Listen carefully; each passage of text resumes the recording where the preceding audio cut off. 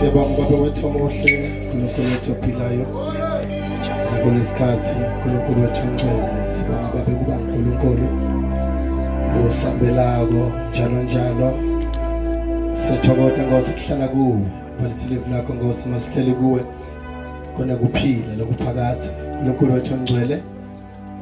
Naba Nkosi bantu bakho baphambi kobuso bakho. uNkulunkulu wethu omuhle. Silaba Nkosi siyakulangadelela ukuthi ukhulume namhla ngathi kuvakale babe liphimbo lakho emhlabeni phase emhlabathini uthambe ngoba uNkulunkulu babe wethu omuhle sithando somphefumulo wethu dwala lemathwala khona labanye boNkulunkulu abaphilako labangakasi Nkosi bahlala baletha kuphila emuntwini. Kodwa wena sitha kuwe ngoba Nkosi siyathi ukuthi kuphila kukuwe. Inhliziyo yethu Nkosi iyakulangadelela mihla ngemihla tikufune wena. Siyakubonga uNkulunkulu wethu nababa wesibantu bakho la bethe kuwe bafuna wena. Sithe Nkosi egameni lika Jesu. Amen.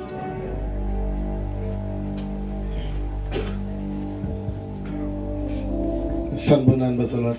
Amen. Sanibonani.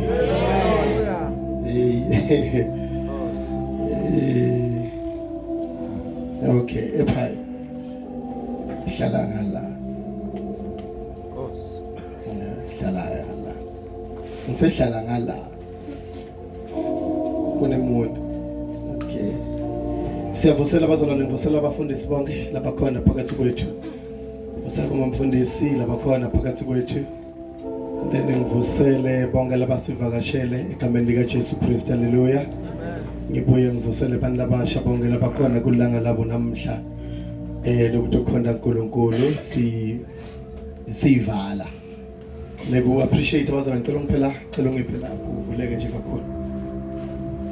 Neku appreciate abazalwane ukuthi siniketwe lithuba kule committee ebantu abasha basi I'm appointed. And appointment ihamba ne-income. So make sure ukuthi I preach so that into khona khona. Hallelujah. Lawo appoint wakhona bangisifonele bathi bang-appoint abakazi bang-invite. So le letter ngibe sengiyayivuma ngathi it's fine because ngi-appointiwe. Le mali beyinikelwa lalo 3,000 wami. Jabula Mr. Malibe because wendile ukuthi vele imali igcine ibuye kimi. So ngayithola. Ngiyabonga abazalwane nathi visa kudla. Kusibusisa ukudla imali bazalwane. Ene kusitalekiso ukuthi ungamnikeleli umfundisi wakhe angayidla imali yakho usukuwile ekholweni kuwaphuphu. Mina nje ngize ngifisa kuyinjonje lapho lama envelope ngithi ngoba abanginiki. Nonke iyafulele la. Mara ngiyabuka ukuthi lena yabani. Ngabe ngikwathi ukuthi ngilolhlobo lemzalo ukuhlala khala njalo nemancenza ngiyidli. Ngishaya laba lengibathi ukuthi bafakaze yabo phaya nje umnikani wakho ngiyawudla sondweni futhi. Angikase vele ngawuyisa ku account ngiyadlala abazalwane. Siyadlala kakhulu egameni lika Jesu. Umfundisi Nyambilo abazalwane asikhona mntaka baba solo nguye lo yami nwe. Iyakuthuli kimi ukuthi thu. Uthuna sitawuthule emathune nakana singenawo lo. Athi kube phansi ne. Yeah. Mfundisi Nyambilo abazalwane ngiyithanda kubonga uNkulunkulu ukuthi usendele umusa siya encwadini yethu the book of Judges chapter 15. Uthi umpristi kimi ngaso sonke isikhathi uyabona Nyambi Ishumayelo lenemandla ngilelo iphinza la ibandleni.